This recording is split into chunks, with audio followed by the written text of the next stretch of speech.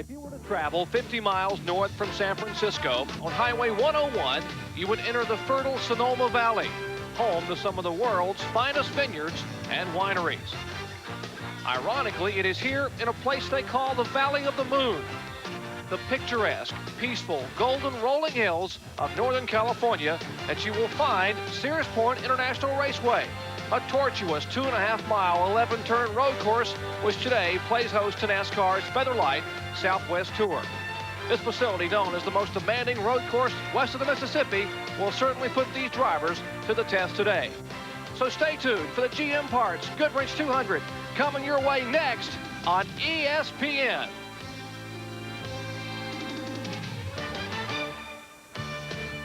It is a beautiful day in Northern California. Hardly a cloud in the sky, temperatures in the mid-70s, and no, folks, not a single chance of rain. A typical Sonoma afternoon, beautiful here in the Sonoma Valley. Hello, everyone. I'm Jerry Punch, and once again, I had the distinct pleasure of getting to showcase some of America's future motorsport stars. In weeks past, we've shown you the best from the East, the New England Modified open-wheel competitors, the Busch Grand National stars from the Mid-Atlantic region, and of course the Winston Racing Series grassroots stars from the Southeast. But today it's the best from the West, the Southwest Tour drivers taking on one of the toughest road courses in all of America. And you say an athlete will rise to the level of competition? Well, today those young drivers will be rising to a different level of talent and skill because they're going to face some of the Winston Cup regulars. Ernie Irvin is in today's field, Ken Schrader, and current Winston Cup point leader Davey Allison. Why is Davey here? Remember, he was injured last month at Charlotte. You got to wonder why he would want to run 2 races in 2 consecutive days. Well, let's find out and go down to Davey Allison, where our John Kernan is standing by. Well, Jerry, Davey is finishing strapping himself into the car, getting the steering wheel situated. And Davey, this is Saturday. You're in the middle of a big points battle. What are you doing out here? Having fun, John. This is one racetrack that I really don't think the more laps you make that it's going to hurt you any at all. I think it'll just help to get familiar with the racetrack. I don't have a whole lot of road racing experience, even though we did win this race last year. But, we're out here to try to learn a little bit more about the racetrack, get some more track time, get ready for tomorrow. Now, you were bruised up pretty badly at Charlotte and the Winston after that crash. How you feeling now? Well, I'm feeling pretty good. I'm about, 95% of the way recovered. I still have a few bruises and a few sore spots, but for the most part, everything feels pretty good, and I'm ready to go racing. Davey Allison looking to have a little fun, and also you might say he's going to graduate school, Jerry, and he hopes to earn his master's in road racing today. Well, John, let's take a look at this course he's going to try to master today. 2.52-mile road course, Sears Point International Raceway. The pole speed, 90.773, not a record. Race length, 50 laps. Field separation, 26.8 miles per hour. This extremely unusual 11-turn course, take a look at how it varies. Here's the pit road, the highlighted area coming out of turn 11. They move uphill toward a very treacherous turn 2. The cars can get airborne, come off the ground at turn 2. They wind their way back around toward another trouble spot way up at turn 7. Now, this was a really exciting part of the course, and our Ned Jarrett will be standing by to call the action today. Well, Jerry, this is one of the most exciting spots on the racetrack and one of the very few spots that you can make a pass on. Now, they come out of the carousel in turn 6, get up to 4th gear, about 150 miles an hour. Then they have to gear down to 2nd gear, perhaps 50 miles an hour to make this turn. The pavement is relatively flat as they come in here. Now, if you got enough brakes, you can get up on the outside of someone coming in here. That's where you would like to pass him if you possibly can. But then you got to get yourself set up to go off of this turn. It's actually an off-camber turn. Very tricky to get off of there. We see a lot of cars spinning sideways as they come off of there, and then they start to build speed going into the S's here, and that's where our Benny Parsons is. Ned, you're right. They accelerate off 7 into turn 8 in 2nd gear, shift into 3rd through 8A. Into turn 9, a right-hander, and right in front of my position, they drop the car in 4th gear, running about 120 miles per hour. A little left-hander going into turn 10, one of the most critical corners on the racetrack. They must get through that corner because that depends how they get through into turn 11.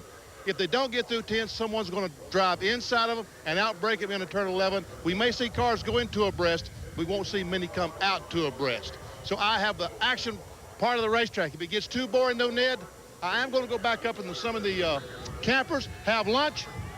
How like my cook there, huh? There's Joanne. Sure. And while Benny Parsons takes a little lunch break, we'll take a break and get ready to come back and serve up some great road course racing from Sears Point International Raceway. Stay with us, back with more racing from Sears Point after this.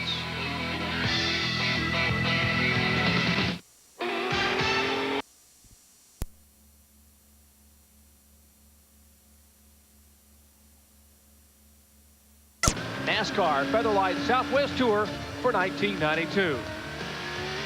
Today's Speed World coverage of the GM Parts Goodwrench 200 being brought to you by Quaker State. The Big Q is one tough motor oil. By Ford and your Ford dealer. Have you driven a Ford lately? And by Anheuser-Busch, who proudly brings you Family Talk. Let's stop underage drinking before it starts. Let's take a look at our Sears Die Hard starting grid as the field of 42 flashes by. Tom Hubert picking up his first ever pole spot. He is the crew chief for Bill Schmidt. Alongside him, veteran Ron Hornaday Jr. John Pox, a former winner here, and Winston Cup regular Ernie Irvan in row 2. Row 3, Doug George, former series champion and winner. Former Rookie of the Year, flying Brian Germoni, starts outside of row 3. Row 4, Ken Peterson, last year's winner, and Bob Lyon, who turns 30 today. Ken Schrader, Winston Cup regular. Ron Esau, the first ever series champion for the Tour. A.B. Allison back inside row 6, and M.K. Kanke, after a 2-year hiatus, back starting outside row 6. Kenny Hendrick in row 7. Brett Bale, you'll have an in-car camera. We'll show you in just a moment. Mike Chase, former series champion in row 8, along with Northwest Tour Series winner Toby Butler. Rick Corelli, the current point leader here in the car number 6 alongside David Byrd. Jerry Powers. Take a look at the rest of the field here. 42 cars starting today. 30 by virtue of qualifying, 10 from a qualifying race, and 2 provisional starters to give you the 42 here in the field.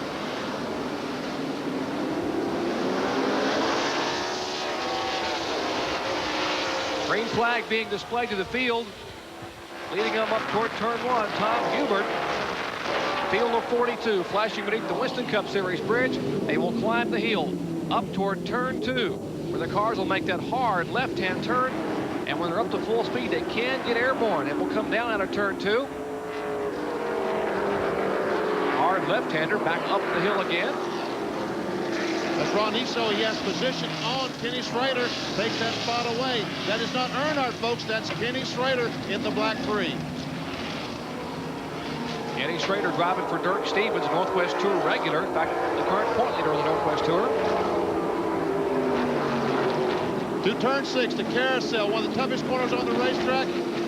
And Ron Hornaday has got we have some smoke from the pole sitter. Tom Hubert was smoking through turn 6, and there he's on the inside, Ned. Well, here's Hubert coming back into the lead, but Esau gets back on the inside of him off of turn 7, and he makes the pass.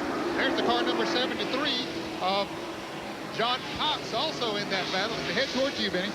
Here comes Hornaday. He has the lead back. John Cox is second. Our pole sitter, Hubert, is all the way back to 3rd. 4th place car, Ernie Irvan as he go by me. So it is Hornaday, then Cox, then our pole sitter, Tom Hubert. Let's check in and see if John Turner can enlighten us a little bit as to what the problem is with Hubert. Jerry, right now I talked to Terry Elledge, who is also the engine builder. He's acting as crew chief today. He's not quite sure exactly what it is, but I'll tell you what they think it is. They had to rebuild the motor in that car last night. They didn't get the pieces in until 11:30 last evening. They had broken a cam in qualifying on Thursday, and we also have a spin out here, I understand. Jerry? Car number 44, Bob Lyon. He gets the car righted now.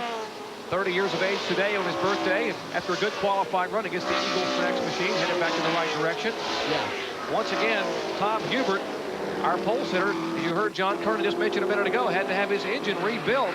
Terry Elledge, who is the R&D engine builder for Richard Childress Racing, put that one back together, and now he's holding on the 3rd spot as they head down through the carousel. Looks like Ernie Irvan might be off the pace. Is that Irvan's car? Sure looks like it. Sitting dead in the water in the middle of the racetrack. That's the Codilux Pontiac Trans Am of Ernie Irvan. Jerry's ahead towards turn 7. 3 cars have pulled away, and here, out braking the others coming into the turn. We mentioned that could happen. John Cox takes the lead. He's a little sideways coming off the turn, but he gets the traction he needs. Heads on out towards Benny Parsons. Here they come now. John Cox, a new leader, car 73. Car 97, Ron Hornaday Jr. is running 2nd, and our pole sitter, Tom Hubert, hanging. Oh, and Hubert gets off the course. Down here, gets the car back on course. Now we're looking for the in-car camera, car number 56. That's Brett Bell, the Wonder Bar machine, and another car's off the course. That was Brett off the course here. And Benny, apparently Ernie Irvan got his car to going because he did go by our position here a little bit ago. All right, back to Ken Schrader. And Ernie Irvan's car having a problem. Let's check in with John Curtis to see if he's got an update on Ernie Irvan. Jerry, I just talked to the crew. They say that Ernie is radioed in. He says it feels like an ignition problem. So something in the electrical system has gone awry on that Total Lux car. And a tough break for the fellow who finished 4th last year in the Winston Cup event there. That car number 3 once again is Ken Schrader right behind him. Our in-car camera car you saw a minute ago, Brett Bell. As the caution flag being displayed to the field here, you see him slowing down. There is Doyle Ford waving the caution for the first time this afternoon. Exciting road course racing, Southwest Tour style, coming your way from Sears Point International Raceway. John Pox, our leader, back with more from Sears Point after this.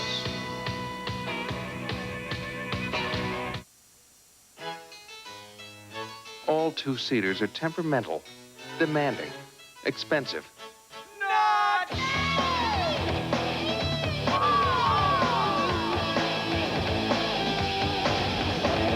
Ford Ranger, the two-seater that hates to be pampered.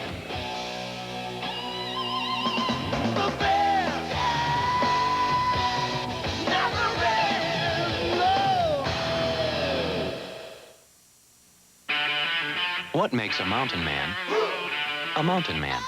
Let's find out. Must a mountain man be a big burly guy with an axe? A man of steel? Must a mountain man even be a man? Actually, the only requirement is the right beer. Smooth bush beer or easy drinking bush light. So, head for the mountains and learn what makes the typical mountain man anything but.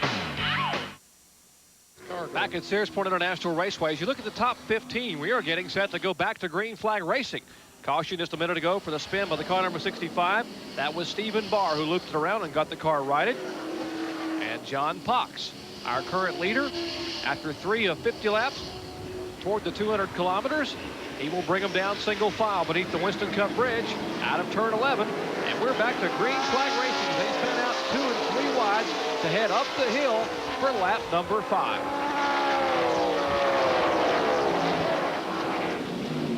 John Pox still maintaining that lead as they go around turn 2, a right-hander. Start up the hill. Our pole sitter back in 3rd spot. That's Ron Hornaday in 2nd. Turn 3, 3A. And down the hill towards turn 4. And we have seen some smoke out of the car number 30, and I'm told he will be black flagged. They will post the car number 30. He has been smoking particularly up toward Ned Jarrett coming out of the carousel, turn 6, toward turn 7. So we're watching there when he gets toward you. Well, Jerry, I believe the smoke is in when he makes that left-hand turn coming out of turn 6. When he gets into 7, we don't see nearly as much of it. Now there he comes out of the turn and heads up towards turn 7. You can see quite a bit of smoke coming from it, so apparently he has an overflow oil. And there he goes up on the outside of the car number 97 coming into the turn, trying to take the measure of Ron Hornaday. Let's see if he has the position. Hornaday rubs him a little bit coming off the turn and holds on to the 2nd position, heading down towards 5th. And here they come, still Pax the leader. Hornaday is in 2nd, and the Hubert car, the pole sitter, is 3rd. Kenny Peterson is 4th now in that black number 20. He looks on the outside of Hubert. He looks like he might be trying to get position going in turn 11 and outbreak him. Then we've got a spin up here in turn 7. Wally Gill has spun, but he's getting his car righted now. Headed on back out. Shouldn't be a caution. There's the car getting righted, car number 49. As Hubert, our pole sitter, makes his way to pit road, you see Pittengale working his way back to the S's. There's the car number 30, making an entry on the pit road from that smoking problem, and our John Kernan is there. John? The crew awaiting Hubert to come down pit road at 35-mile-an-hour speed limit on pit road. We're down here almost to the exit of it as they are still waiting for him to come in. What they're going to check, as we told you, they had to put this motor back together overnight, worked all night on it. What they're going to look at is maybe a loose valve cover, hoping maybe that is the minor problem. Terry Elledge and the crew taking the hood pins out. They'll remove some of the tape as this is hood pins on the front and the back side of it where it goes up near the windshield, having a little trouble on that left side. Elledge has a speed wrench in his hand, and now they will go to work and look inside, and you can see where the smoke was coming from on the left side. Bell is also in the pits just a little further down from us. And Jerry? And you're looking through the windshield there of that Wonder Bar Ford Thunderbird, Brett Bell, who qualified in 14th spot. Second year on the tour. An impressive young driver, already qualified 3 times on the pole this year. Napa, California native, is 26 years of age, has the Wonder Bar Racing Redline Oil Ford Thunderbird in for service by that crew. They changed left side tires, and he is down on the way. We might bring up today Davey Allison, who we talked at the top of the show, who wanted to get some track time. Nope, not going to happen today. He is off the course, and apparently we are being told by the NASCAR officials that he has apparently blown the engine in the car number 28. That is an engine, that's a car that he does not own, of course. He is just borrowing to drive today. He has a short afternoon here at Sears Point.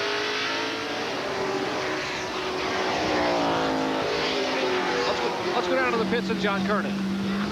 Well, they just put the hood back on. They checked the valve covers. They appeared to be tight, so they checked an oil fitting. Now they've got one hood pin that is not put in properly. They'll have to do that, and as they do that, the leaders streak by, so our pole sitter goes down a lap. Elledge and the crew still working. Now they're trying frantically to get this hood pin put in place, but it looked like it might have been a loose oil fitting, guys, is what was causing that smoke. And what a tough break for Tom Hubert, who had a chance to win. Certainly the car was running well, but that smoke necessitated a black flag, consultation flag, and he has lost valuable time. Back up front, John Potts, that bright yellow and red ribbon, car number 73. Coming at you down the hill, Ron Hornaday running in second spot. One Southwest Tour veteran. And that's Kenny Peterson in third spot in that black car. Then we got a spin. Car 87 gets the car righted. That's Johnny Unger gets the car going again. Well, Benny, he just spun up here in turn 7 the last time around, so he's really having his problems this lap. Well, he made it through one. Yeah, that black car is Kenny Peterson. Remember a couple, 3 years ago? Oh! So heavy 87 once again in the tire barrier. Johnny Unger once again up in turn 2 in the barrier, Ned. Yes, he is, and he's deep into that, Benny. We can hardly see, just barely see the top of the car. Now we see one of the track workers getting to him very quickly, checking to see that he's okay. Here we see him going by the start-finish line. He starts up the hill. This is turn 1, a left-hander. Remember, this is where Richard Petty last year got off the course, and the same thing happened to him. He gets a right rear over in the dirt, loses control, and into the tire barrier. Benny, I wonder if he might maybe had a flat tire. We watch it again. See, the right rear just went out from under him. Of course, he got that right rear over there in that dirt, and naturally that would make him spin around and into that tire barrier. Hits pretty hard with the right side. That's better than hitting from the left side. And as Benny said, that's very close to where Richard Petty went off there last year. But I wondered if maybe he did have a tire going down because he had already spun twice on that lap as he started the next lap then and winds up in the Toolies. Johnny Unger, not a regular on the Southwest Tour. He's a short track regular at Stockton Speedway, the quarter-mile racetrack there. His third year running the Sears Point Road course, and it will come to an early halt here. His best finish 22nd 3 years ago. We'll have more Southwest Tour NASCAR racing action from Sears Point after this. Stay with us.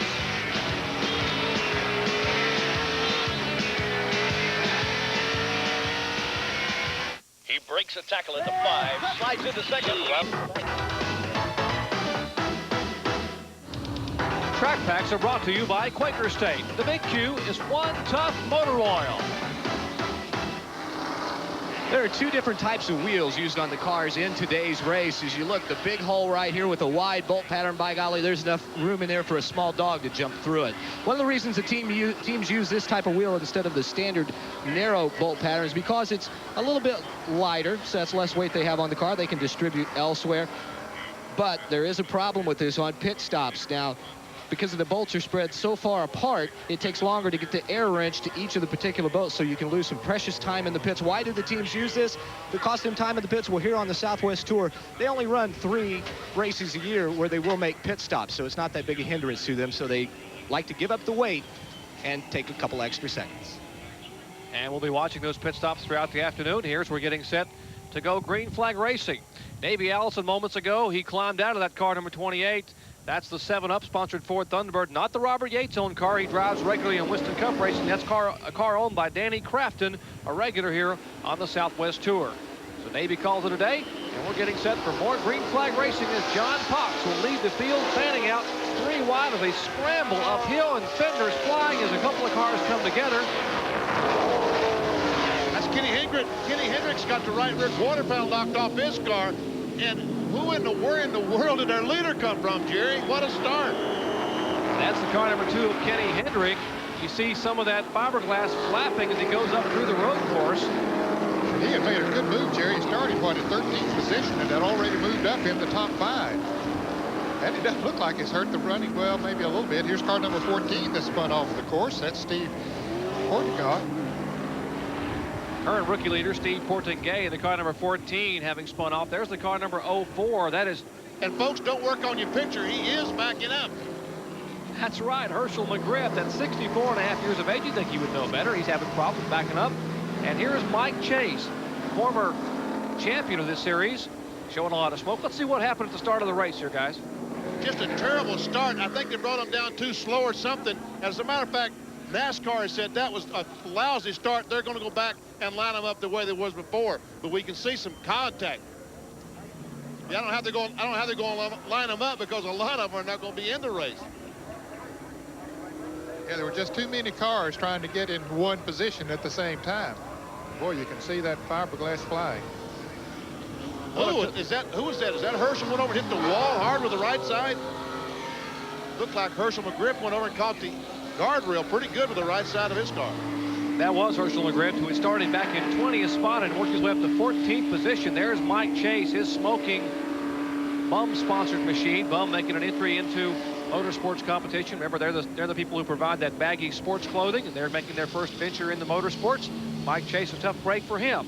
So we're under caution for the 4th time today from Sears International Raceway. We told you it'd be exciting, so don't go away. Back with more. Still under caution for the 4th time today due to a wild scramble at the start. Let's take a look and show you what happened. Now watch the car left of your screen, the white number 54. That is Mike Chase going very wide. The yellow car to his right is Ron Esau. Now they will all get jammed up here trying to come toward the start-finish line. Once again, back looking at it from the backside, you see the white car to the right of your screen. That is Chase. Just to his left, Esau. And they will try to scramble now and turn left and go uphill. There is contact there. Kenny Hendricks sheet metal flying off.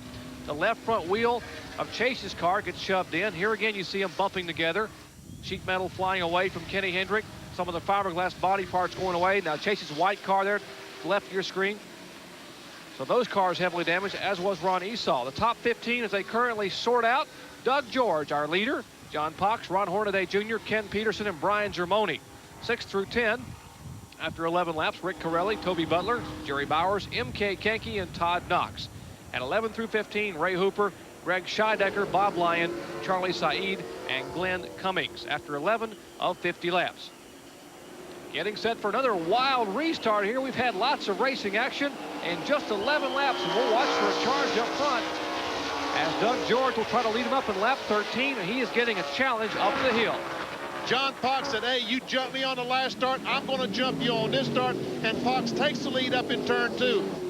He's got the 37 car of George back in second. That's Ron Hornaday in third. And I think that's Kenny Peterson in fourth, the black 20. Peterson was in third before that scramble that allowed Doug George to go to the front. Here he is now trying to make a move on Hornaday, but couldn't quite do it. Hornaday wanted to make a move on Doug George. I don't know if Hornaday was trying to block Peterson or trying to make a move on George. Well, it didn't work for either of them because they're still single file. This is the carousel in a spin. That's Brett Bell in the Wonder Bar car. He has looped it around and he's off the course. Looking from the in-car camera, the Wonder Bar in-car camera, and he gets the car, trying to get the car refired. Another car, that's Larry London, the Santa Clara, California Deputy Sheriff. He is off the course, getting the car righted again. Already a lot of cars on the course damage. Let's get an update on the damage from pit road with John Kernan. Jerry, the work continues on Kenny Hendrick cars. You can see they've got a shock out. They're going to have to replace that. They broke a right front shock mount. They also have some broken right front suspension parts that they're going to have to change. So he's going to spend a lot of time here on pit road. Very disappointing finish for him. He had high hopes for today. And also Ron Esau, who was involved somewhat. He had just some slight front end damage where it was pushed in. The fiberglass was pushed in. They've taped that back together, and he is back out there on the race course. But it looks like he may be going down a lap shortly as he's not running up to speed yet. Also, Kenny Schrader was in. They have changed a left rear shock on that car. Well, Jerry, we see Ron Hornaday now in the yellow car up in second place. He took that position in turn 7. He just outbraked the Doug George car coming in here, made the pass, and now really working on the John Pox car, or was just a lap ago, part of a lap ago at least. But Peterson is working on him, Ned. That 20 car, Kenny Peterson, who used to teach school here at the Bondurant School, has many, many miles around this racetrack. Posted up on the back of Hornaday, but can't make it. They're going down the hill. This is turn 5. a hard right-hander to 5A, a little bit of a right-hander, through a little swell, and up to turn 6 in the carousel. That's Kenny Peterson in third place in that black car. Remember a couple of years ago, what an exciting show he put on, starting shotgun on the field. He'd worked his way up through the pack twice before the car went away. And remember, he won this race a year ago. Kenny Peterson, the defending winner of this Southwest Tour event. Coming right at you toward turn 7, and Ned Jarrett. John Fox has himself a little bit of a lead. Doesn't have to worry coming into this turn. All he has to do is get her slowed down, which he did. Gets him a good direction headed off the turn. Everybody going real fine through this turn this time. But boy, when they get in those S's, Benny, they really start sliding around. They do. I'm telling you, these guys are coming through here back and forth. It's scary to watch these guys, man, but you're right. The race is kind of stabilized right now. 10 car lengths between all the cars.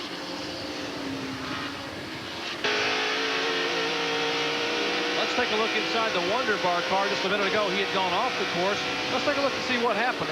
Looks to be going pretty well here in the car from inside the Wonder Bar Ford of Brett Bell, second-year driver. Looks like he may have gotten a little bit of an assistance back there, guys, from the 14 car. Steve Portingay right behind him, and you see he's watching oncoming traffic, hoping as Herschel McGriff goes by, hoping that no one will hit him. He got the car refired, and there he is back on the course, running once again. A little bit of damage, but yeah, I think he did get a little bit of a bump in the rear. And Peterson is backing up. Doug George goes by Peterson.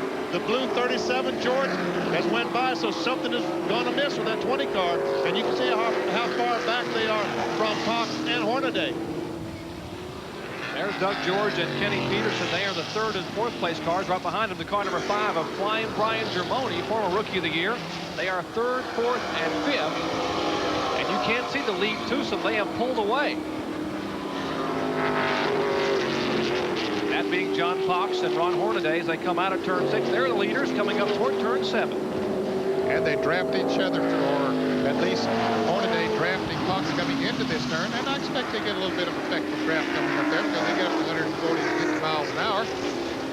But when they go through these turns, there's not much drafting effect. Uh-oh, here's the car number 49 off the track. That is Wally Pittengill. Boy, he has gone into the tires heavy, Jerry. Coming out of the car, apparently he's okay.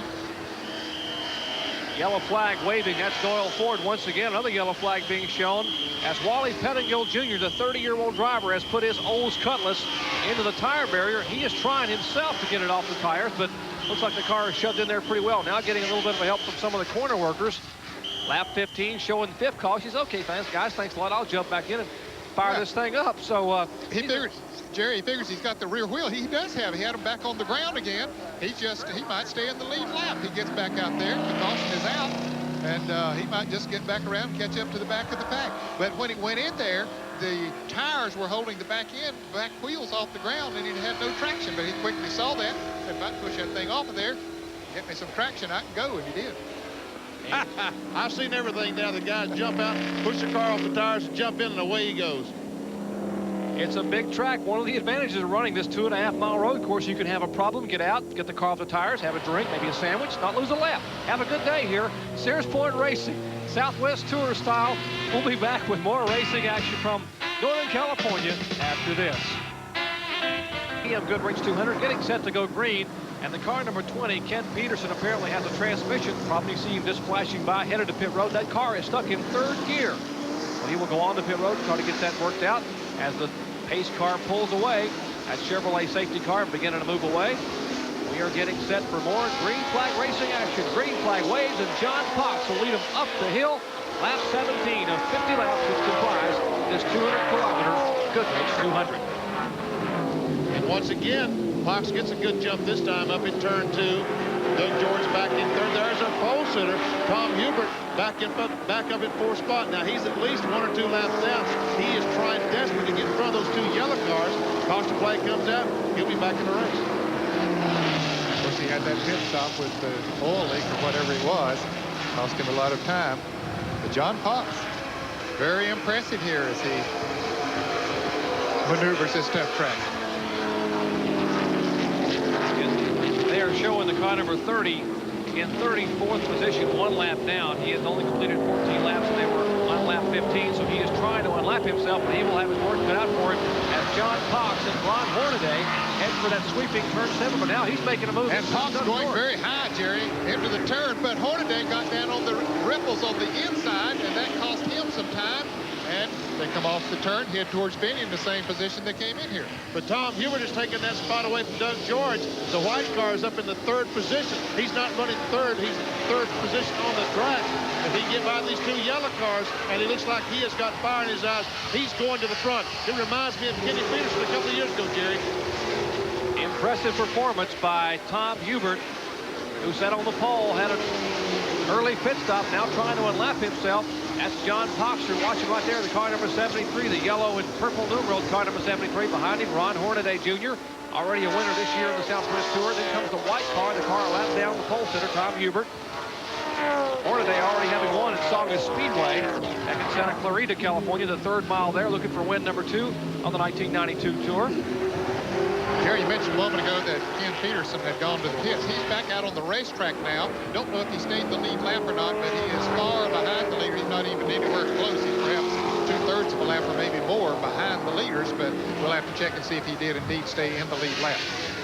Let's check in with John Curtin to see what they had to do to Ken Peterson to get him back out. John? Well, Jerry, it was just as simple as they lifted the left side of the car on the jack. Roger Bracken checked up underneath. He was hoping that it might have been a bent inches, but he couldn't find anything wrong. Then when he told Ken to put it into 1st gear, guess what? It went into 1st gear. He's back out on the track, and the car's all right now. They have no idea what happened to the transmission to make it stick in 3rd gear for the last few laps. Well, he's going to need a caution to get caught up some, but he looks like he is running good right now. They are showing him in 29th position, currently on the lead lap. That's car number 20, Kenny Peterson, made a quick entry on the pit road as the green came back out. So he is on the lead lap, and maybe with a caution flag, he'll get a chance to possibly catch up. Good battle back in the pack for a 6th spot. The field comes rumbling through the course. They're over in the S's, Jerry, heading on down towards this battle that we're watching here. Toby Butler, having won the opener, the Northwest Tour driver, currently being shown in 6th position. And that's Rick Pirelli right behind him. It looks like Rick has been, the spot's been contested, and Pirelli loses another spot.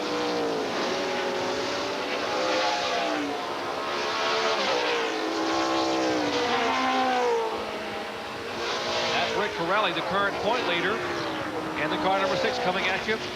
He has won 4 times in 7 starts this year, 1992. They head up the hill. Car number 38, that's the one we were talking about a minute ago, Toby Butler, the Kirkland, Washington driver. And there's Corelli, having worked his way up from a poor qualifying effort. Corelli qualifying back in 17th spot, now being shown in the 7th position. A lot of smoke pouring out of one car, number 57, as he uncorks one. That apparently is all over for David Berg, the Los Gatos, California driver, the Miller Automotive Ford Thunderbird. Boy, Jerry, if he's putting some oil down on the racetrack, this could be if the caution comes out, which I assume he will, could be a long one, because he can't get off the track and is in a good bit of the groove. Caution still not out, still green flag racing. Maybe he's not putting any oil down. There is still a lot of smoke coming from the car. This is turn 6. If he can get over that hill, he can probably coast down to the bottom and get the car off the track, and maybe won't have a caution flag. There goes our leader, John Cox. There's Ron Hornaday running second. That's the 2 yellow cars. And our pole sitter, Tom Hubert, is back in a lap down, back in the 3rd position. And the 57 car did make it down the hill, pulled on the drag strip. He's out of harm's way. There's a battle back in the pack. Car number 38, 6, and 33. That's M.K. Kenke in the 33. The 38 car now being passed by Rick Corelli. 38 is Toby Butler. Corelli goes to the inside and takes the spot away. So he will take, well, not quite yet, as here comes Toby Butler back on the inside.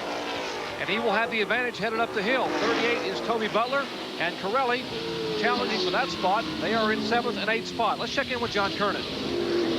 Jerry, you mentioned about Corelli having a poor qualifying showing as the the points leader right now. What the reason for that is, on Thursday morning, they were still putting that car together. Believe it or not, they missed the very first practice section on Thursday morning because they were still working on that car. It's a brand new car that they've been building the last few weeks specifically to run at this road course. But he told me this morning that he thinks he's got the bugs pretty much worked out of it, and he thinks he can work his way to the front. Just going to take his time.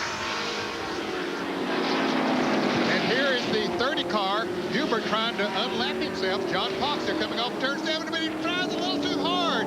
He just broke the back end loose. He thought he had him stepped on the gas, but he just couldn't get the traction he needed. But boy, he is working hard to try to get back in the lead lap. He is working hard. Here he comes right at me. Keeps the car a little bit sideways, almost off in the dirt, but he's trying to get up, get the car ready for turn 10 so he can outbrake Fox going in turn 11. Let's see, was he successful? Can he dive on the inside and outbrake him? Here he comes, Jerry. Did he make it? And Hubert will try to make the move to the inside, hard on the brake pedal, ripping that steering wheel to the right side, and he will take advantage. We'll see if Fox can come back on the inside or the outside. No, Hubert will get back in the lead lap, and that could have been a critical pass. Remember, we have had 5 caution flags in just 19 laps of racing. So now our pole sitter, Tom Hubert, back in the lead lap. And I tell you, John Fox did not want to let him around, guys. He certainly wanted to keep him a lap down. He certainly did, because he realizes that 30 car is a contender. Awfully good car here today. So Fox still our leader, car number 73, but Tom Hubert back in the lead lap as he slips and slides. A good crowd on hand enjoying the beautiful California sun and great NASCAR racing. Back after this. The GM Goodwrench 200, NASCAR, Featherlight, Southwest Tour event, and that white car coming at you, the Pontiac Grand Prix. That's our pole sitter, Tom Hubert, just having unlapped himself after having an unscheduled pit stop early on. The car is chasing him right behind him. That's our leader, John Fox, 24 years of age from Albuquerque, New Mexico, a 2-time winner at this Sears Raceway, and he is trying to get back around. Look at Fox's record, 2 wins, a second and a third in the last 5 starts here. But you know, it looks to me like that Hubert is using his car up, trying to stay in front. His car slipping, sliding. He's all over the racetrack right now. Well, he is slipping, sliding a lot, and of course, Fox keeping the pressure on there, hoping for an opening. So, because he knows it's a fast car, he wants to put him a lap down if he possibly can. But also, Fox is using up a lot of his car, especially the tires bending as he's driving as hard as he is. He's been able to pull away from Ron Hornaday a little bit, and so does he go ahead and try to put Hubert a lap down, abuse his car to do that, or does he let him sit there and run and hope their caution don't come out? Because if caution doesn't come out, it doesn't matter because he's 2.5 miles behind. Caution comes out, of course, he's got to catch up to the field. Ed Fox has to feel very fortunate in the position that he is. On Thursday during qualifying, they broke their only V6 motor. They run a good enough lap in the European-style qualifying to get in the top 5, but they had to take the car back to Modesto and put in a V8. Well, I asked him if that took a little bit of extra time, and it looks like there's a debris out on turn 1, Jerry. Is the caution coming out? Well, there might be some debris all over this track the way these two guys are going at it tooth and nail. The car number 30, a close call for Tom Hubert and our leader, John Fox, as they are going around Kenny Schrader. And Schrader has had some unscheduled stops for a broken shock. You see Schrader pulling out of the way, letting these two cars race for it because he doesn't have a chance to run for the lead. Well, I thought Schrader was going to pull out of the way as the yellow flag comes out once again, and there's Ken Schrader in the Goodwrench Chevrolet. And this is the break for the car number 30, debris in turn 1. So the caution flag being shown for the 6th time today. And John Fox said, I just didn't have enough time to catch him. And I'm not sure he could have caught him, guys. There's the debris you see on the racetrack, and NASCAR has put out the caution flag. And Jerry, Kenny Schrader is not purposely trying to hold up John Fox. He also is trying to stay in the lead lap. So he knew that caution was coming out just as he had let Hubert go by. And then the caution came out, and there was John Fox trying to get by Kenny Schrader as well. And Schrader said, hey, wait a minute, I got to stay up here till we get back to the start-finish line and stay in the lead lap. And he was trying to keep losing another lap. Actually, he had made an unscheduled stop early, and that lap had lost a couple laps. But we are working the 6th caution flag today, lap 25. That is the halfway point. John Fox, our leader, back with more exciting road course racing after this. Well, here is John Fox as Junior Baxter and crew get set to work on that car. Let's go to John Kernan. Jerry, under caution, they can only change 2 tires. So Baxter told me they're planning on changing right side tires. As Cox pulls it into his pit stall, has to put the brakes on hard. Hornaday pitting right in front of him. And they will go to work on that right side. They will put a can of gasoline in, 2 cans actually. They're at that halfway point. They can make it the rest of the way. Now Hornaday will change the left side tires as they go to work over there. They're changing, or actually they're changing rear tires, I should say. That's something else you see in this division. Now Hornaday has Cox blocked in. He's going to have to back up and go, but Cox will win the race out of pit road just barely. It looked like Hornaday stalled for a momentarily, but now he is backing up and getting the car going. But he cuts off the engine once again. The crew's going to have to push him down pit road, and finally he gets it refired in his way. And that speed limit on pit road, 35 miles an hour. We are told that car number 33 will be penalized a lap for being over the line and not in his pit stall. That's M.K. Kanke, tough break for the Granada Hills, California driver after about a 2-year hiatus, coming back to run his first Southwest Tour start. A very busy pit road here as we are under caution for the 6th time a day due to debris in turn 1 that came off the Brett Bell car. Getting set for more green flag racing action from Sears Point. After this, stay with us. And there's Rick Corelli's Chevrolet Lumina. We got a geyser here, got a gusher, guys. Apparently his car, unfortunately, overheating. And they're getting ready to go green. That's David F., veteran Winston Cup crew chief, who is crew chiefing for Corelli, trying to get some water in that car. Our current point leader having some troubles, but they're going back to green flag racing at Sears Point. And who's leading, Jerry? You have any idea? Because I'm out in turn 8, I have no idea who's leading this race. They're showing that Chris Shannon, the Merced, California driver, car number 31, Benny the Shannon Pump Chevrolet Lumina, as the leader when they took the green flag. But they're going to hustle back toward the front. There's Ron Hornaday in the car number 97. Behind him, Toby Butler in the 38. Working their way through the pack. There's Hornaday in the bright yellow machine. Well, they're trying to feel their way through, aren't they, Jerry? We've got fast cars behind slow cars, cars that make pit stops have fresh tires, and cars out there with old tires on. So we're liable to see anything right now. Winding their way through. There's John Cox in car number 73. Well, he made a pit stop, and he's coming back to the front quickly, Jerry. Has 2 fresh tires on the car. Look at him go through the corners. And he already has the lead as he comes off turn 6 and heads towards you, Ned. And there's Hornaday not too far behind. He also made a pit stop. But Cox really getting around these turns great. Oh, he comes in here too hard. Comes into 7 too hard. Gets up in the sand. He's going to lose all that he gained there and more, too, if he don't get run over. Well, he didn't get run over, but, boy, he lost a lot of time. Oh, it's trouble right in front of you, Ned. Yeah, the car number 56 spins around. Brett Bell got a little bit of a tap coming off the corner. Spun down to the inside. The yellow is out in this turn. Now, that doesn't mean that it would be out on the whole course. He gets the car back out now, and we'll get it righted. But, boy, he lost a lot of time. Don't think there's much damage to the car. We'll take another look at him as they come through this turn. There was a lot of scrambling in this turn.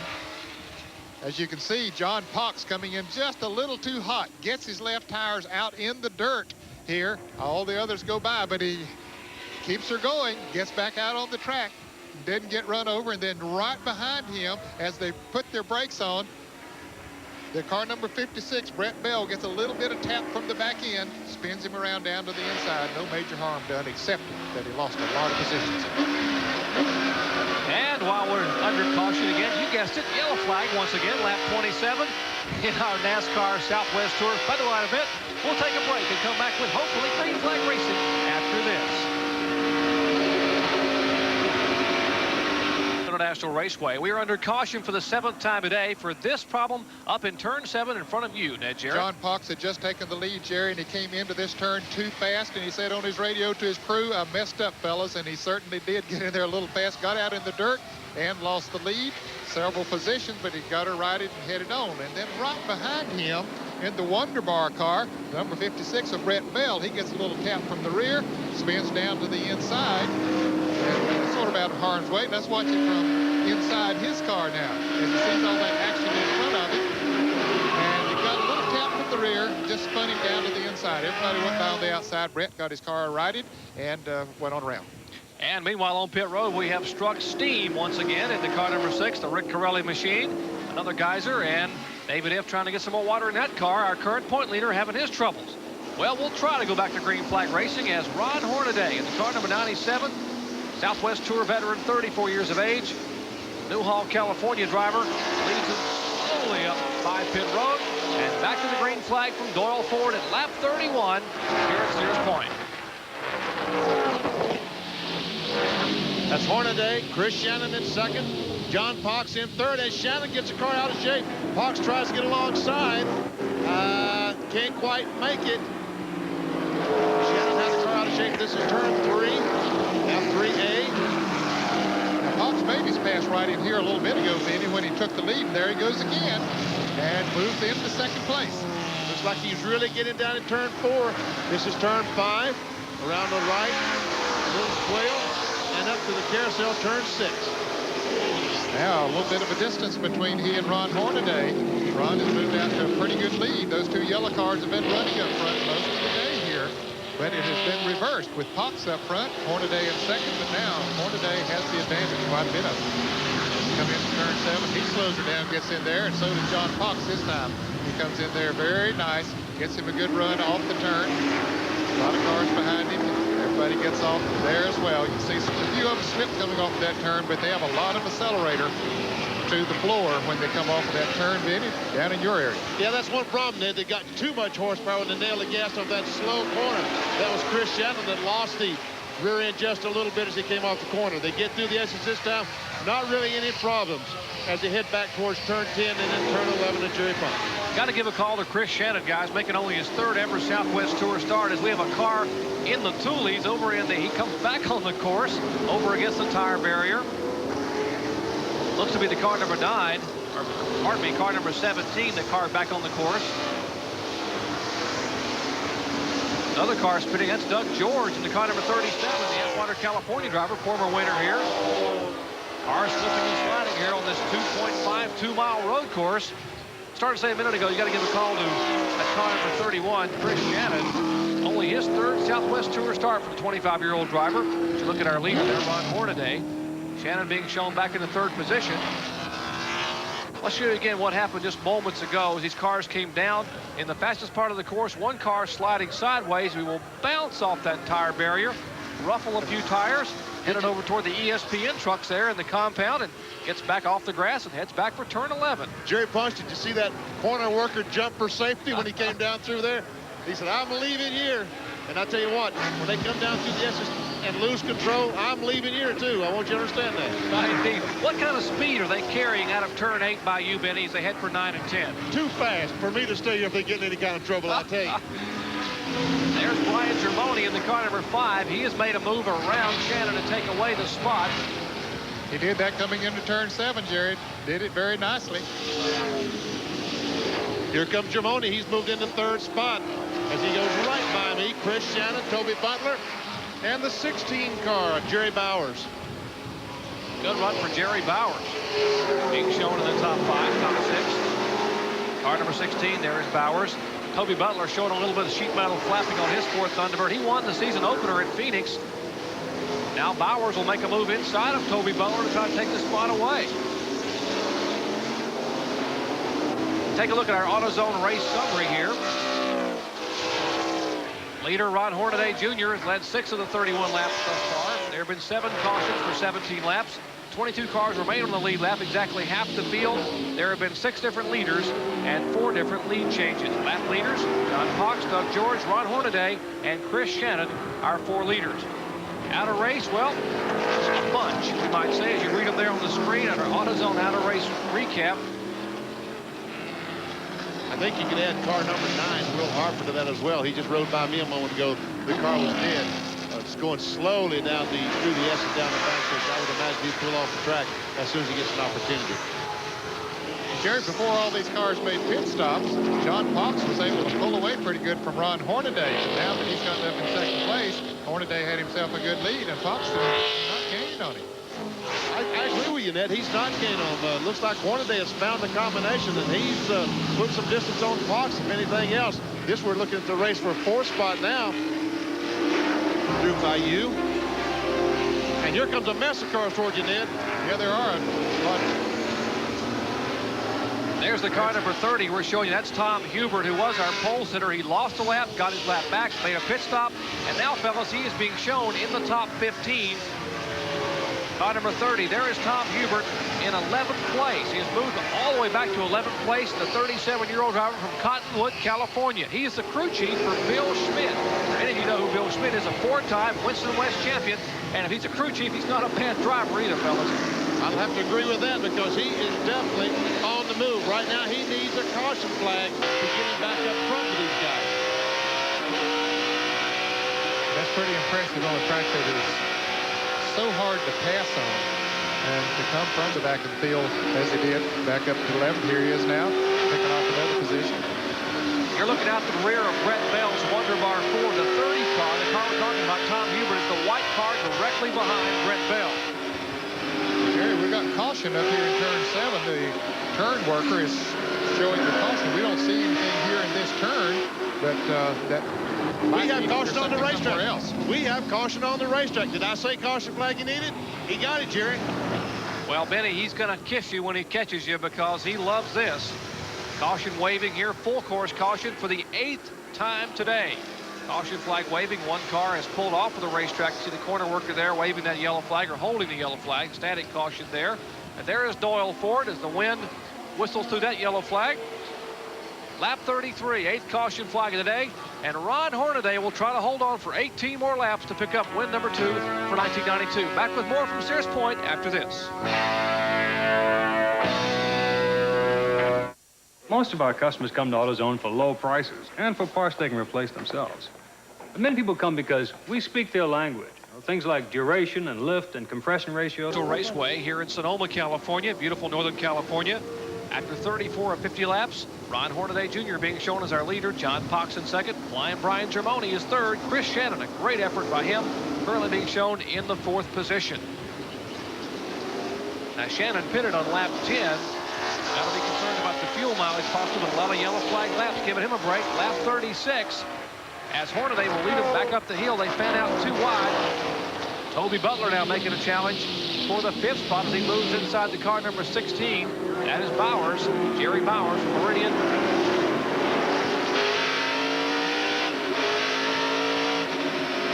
Here's the Wonder Bar car we're watching, and not far ahead of him is the 30 car, a pole sitter. That is Tom Hubert. See the white car. There's 30, about 3 or 4 of these. And there goes the Wonder Bar car again.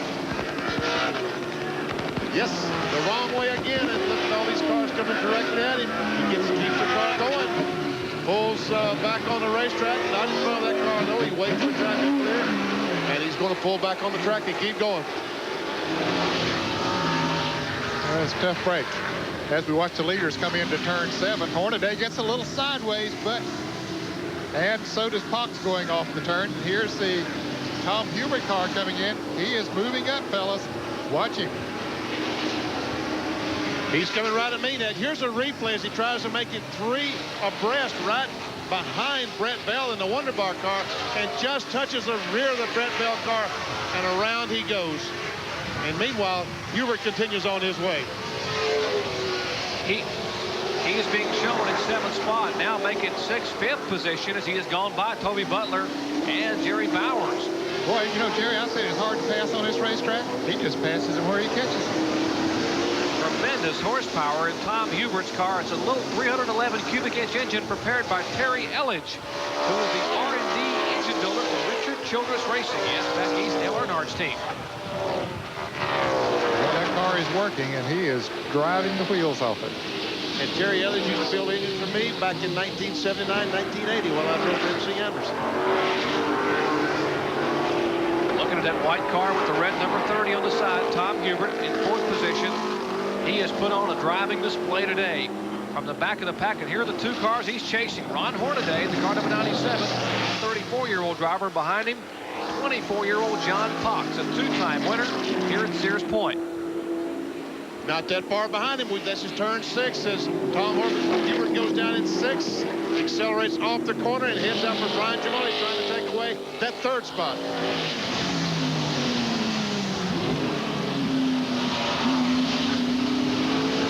And he's coming on the outside into turn 7, out brakes the car number 5, Germoni, and takes over the 3rd position.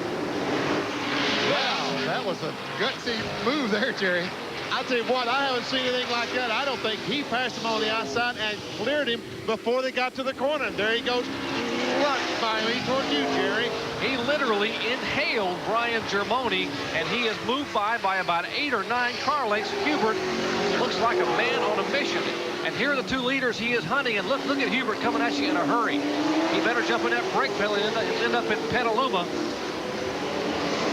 And Hornaday comes by, then comes Pox. Remember, Hubert was a lap down. He was our pole sitter. The car began to smoke early in the race. He made a pit stop, lost a lap, tail into the pack on a road course, folks, 2.5-mile road course. He has unlapped himself, and now he is chasing down the leaders, trying to get a shot at winning this race at Sears Point Raceway. When he got back in the lead lap, Jerry, he was, what, about 25th, 26th place or something like that, because there were that many cars in the lead lap. Here he is now back to 3rd. That is impressive. Here they come around. The leaders come around turn 5. A little bit of a right-hand bend. And here he comes. Tom Hubert, 3rd place car. Now here comes a gang of cars down through turn 5. Racing for spots. At 16, Bowers. Herschel McGriff is 0-4. And that's the 37 car of Doug George, also right behind Herschel McGriff. Good battle here for the lead coming off the 7. You saw the 2 yellow cars, but Hornaday holds on to it. And now Don Peterson, fellas, pay attention to him, the car number 20. Uh-oh, little bump there as Herschel McGriff gets knocked up into the rocks. And that's really going to cost him. He can't get the car going again. Can't get traction. I don't know if it's out of gear or what the problem is, but he's stalled up there on the outside. As the leaders come into turn 11, that 180-degree about-face hairpin turn up the short chute by pit road. Hornaday coming at you in the Pontiac Trans Am. We'll show you the interval. There is the 3rd place car of Tom Hubert. Car number 20 coming at you. He is 3 laps down. That's Ken Peterson. He had a problem. He had to make a pit stop. He was what? He was among the early leaders. There is Hubert coming at you. Brian Germoni just behind him in 4th place. Let's check into the pits with John Kernan. Well, Jerry, I'm talking here with Terry Elledge. We just heard the car go by. Terry, sounds like it's dropped a cylinder. Yeah, he just come across the radio and say lost a cylinder up there somewhere. I don't know if we missed a shift or just a miscue from an all-night ordeal, but he's done a great job all day. We're really proud of him and want to thank all the people that helped us put this together for whatever we can salvage out of it. You got to really feel good about the effort that you guys, everybody here on this team put together and getting that engine rebuilt overnight.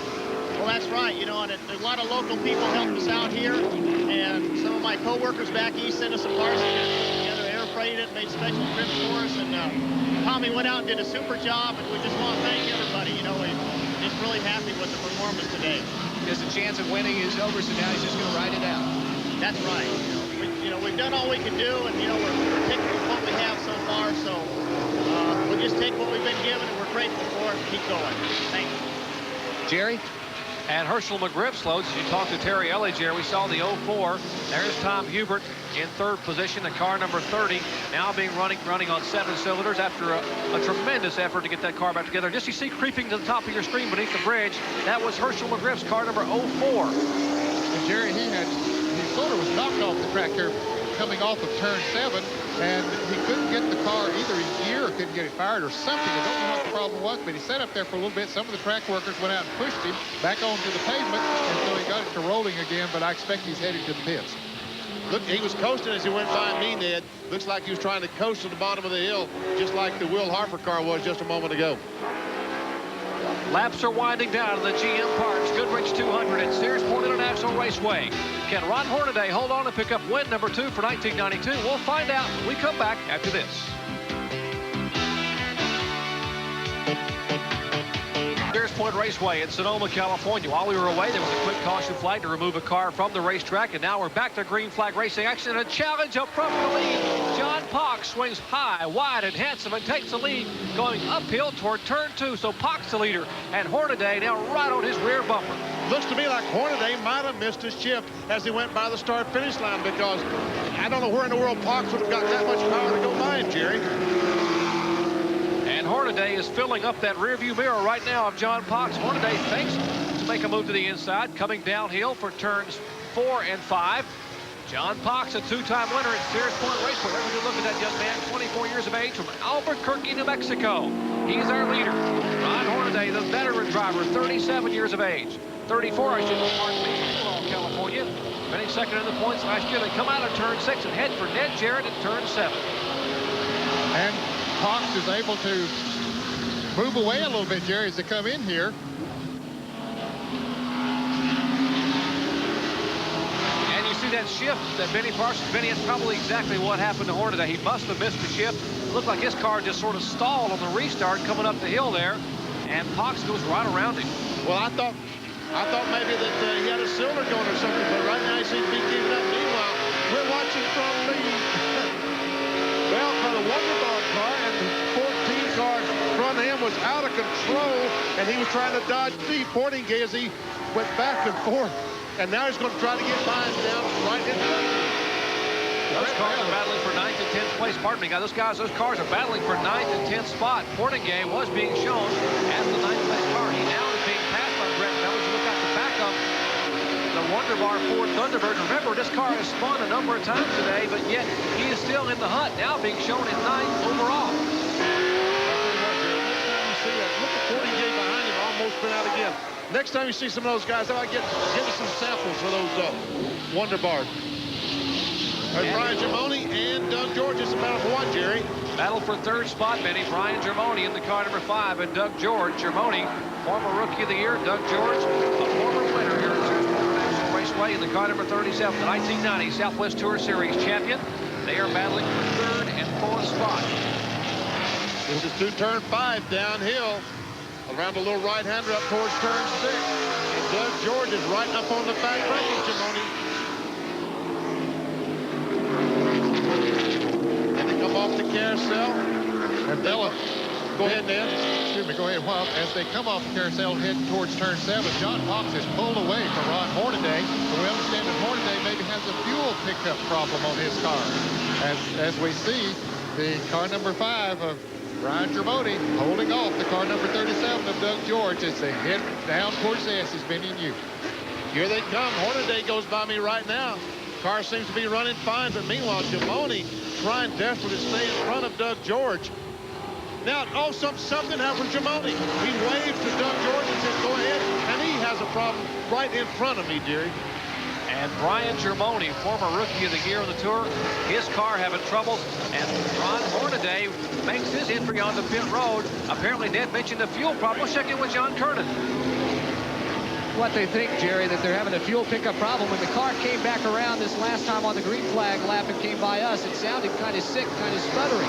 He may be out of gas. They pitted about lap 25. Hornaday pulls it in. They're just going to give him a quick splash. Hopefully that'll be enough to take care of the fuel pickup problem. With the car sloshing around in the turns, of course, the pickup on the one side, once they get down in the fuel in the tank, then the pickup would not pick it up properly, if you understand what I'm trying to say, Jerry. Sorry. We got you. We saw Danny Grill and the crew down there in Ron Hornaday's pit.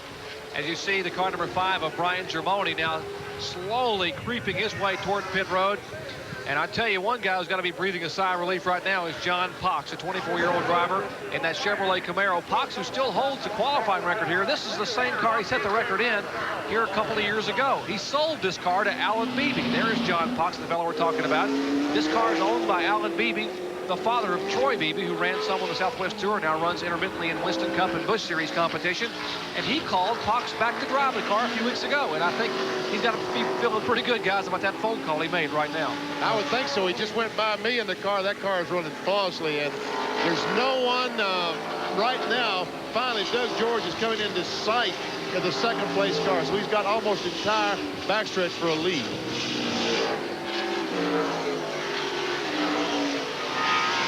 Car number 16 being shown now back in the 4th position. That's Jerry Bowers, a Meridian, Iowa driver, or Idaho, pardon me, Meridian, Idaho. Sheet metal hanging off this Wonder Bar machine. Then you asked a minute ago about sending over a couple of Wonder Bars. They are not candy bars. They're not any kind of health food. A Wonder Bar actually is with a premier name in beverage dispensing equipment.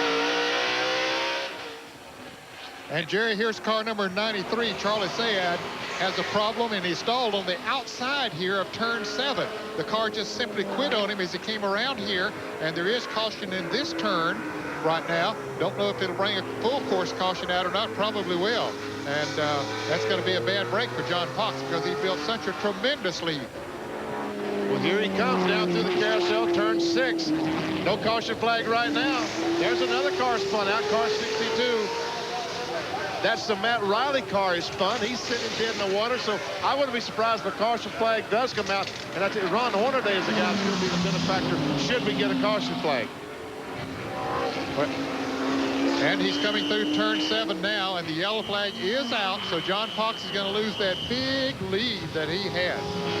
Indeed, yellow being shown to the field for the 10th time today. A couple of cars spinning. We mentioned Matt Riley, the Sonoma, California native. He is an instructor here at the Skip Barber Road Racing School. He had been showing up toward the top 10, in fact, in the 13th spot.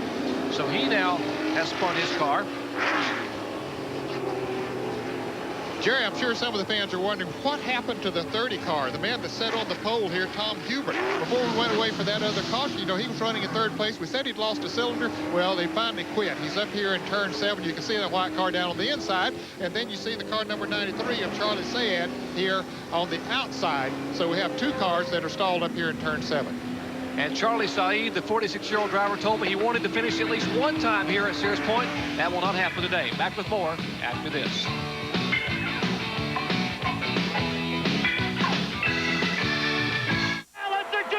Point Raceway, Sonoma, California. As you look at the top 10, we're getting set for green flag racing. They will run the final 2 laps under green. This is the 50-lap race, but they will extend the race by 1 lap because the rules state the final 2 laps must go green. Watching the leader come by this time, John Fox. Green flag waving from Doyle Ford as they come beneath the Winston Cup Bridge. Lap 50, they will get the white flag next time by, and then the checkered flag. And watch Ron Hornaday coming at you. Looking inside from Brett Bell's car. He was being shown in 5th spot. He has been all over this course, in the tulies, in the tires, in the barrier. And now he just almost runs Steve Portingay in the tires. And Brett Bell trying to hang on to the top 5 finish. But look at Ron Hornaday come. He's up to about 4th place already and trying to go by the car on the inside and makes it. He is up to 3rd place. Remember, he made that green flag pit stop. This caution was a break for him. Was able to get back out. He was 8th on the restart. Already, as Benny said, up to 3rd. He is on the move. And that's Doug George in the 37 car. He gets out loose. He gets out wide, loses a little bit of time. That might have cost him the race, Ned, as they come towards you. Yeah, it really cost him a lot of time there. No question about it. Let's see what he does as he comes into turn 7. John Fox out front there. No problem. Here he comes out from the outside. Hornaday, but he locked the right front wheel as he came in there. That cost him, but look at him come back. Coming off of that turn, but he couldn't quite get a fast enough run as he heads down towards you, Benny. Here they come. He's trying so hard to get by the Doug George car, but can't make it. Meanwhile, John Fox has not driven that far away. He's going to go. Goes by me. This is turn 10. He's trying to get set up to outbrake Doug George the next time they go in turn 11. Let's see, will he dive to the inside and outbrake him? He's going to give it a try. Let's see what happens in turn 11. Here is Hornaday to the inside of Doug George. The Pontiac, car number 97, George slips a little bit. Hornaday takes 2nd spot away. Here comes Fox, Hornaday, and George for the white flag. Final lap at Sears Point Raceway beneath the Winston Cup Bridge. 1 lap to go. And now John Fox runs. He's going to have to hustle because Hornaday is coming in a hurry. Boy, he is, Jerry, and I'll tell you, that fuel pickup problem he had to come in for some fuel, but now he was the fastest car on the racetrack before he did that and has moved all the way from 8th to 2nd in just 1 lap. But he got one more man to pass if he can win this thing. And will he be able to do it? This is the spot he's been able to gain all day. He does gain some distance, not enough. As Fox goes through the little right-hander up before turn 6, the carousel up the hill. Now down into turn 6, and he looks in the mirror, and he's got Hornaday right on his bumper. They come off this corner, they're going to accelerate towards you, Ned, and I think this is going to be a very exciting corner. Get ready. 2 good places to pass. One of them coming up right here in turn 7. The other is turn 11. Can he do it? He runs in hard, hits the brake. The last time around, he locked the brakes. He gets on the inside. As he comes off the turn, he gets too low. He can't get the traction he needs as Fox turns sideways and still hangs on to the lead. Well, the next place that he has, about the only place that he has left to pass, will be turn 11, Benny. Can he set him up to do that? Here they come, nose to tail. They go by me. Both of them still in good shape. They're going into turn 10. Very important they get through this corner well so they can get in turn 11. Here they come, Jerry, straight towards you. Half a mile from the checkered flag. Turn 11. We'll see if Hornaday can make the move like he did on George a minute ago. The tires are there. Hornaday can't quite run against the barrier. They are fender to fender coming out. Now it is a drag race. John Pox brings the Chevrolet, and he will win for the third time at Sears Point International Raceway. Ron Hornaday, and they are celebrating down in the John Pox pit. Alan Beebe, the car owner, and all the crew down there. Hornaday, a tremendous effort, finishing in second spot, and Doug George comes home in third. Hornaday pulls up beside of him and says, he's either saying you lucky dog or congratulations. I'm not sure which. What an effort by John Pox to hold on, and rightfully so are they excited down there in the Save Mart supermarket pits. The Chevrolet driver, John Pox, driving for car owner Alan Beebe. Now Pox taking the victory lap, waving to this tremendous crowd on hand here on a beautiful afternoon in Northern California. The GM Parts Goodwrench 200 is history, and 24-year-old Albuquerque, New Mexico driver John Pox has held on to pick up win number 3, his first win in 1992. Back after this.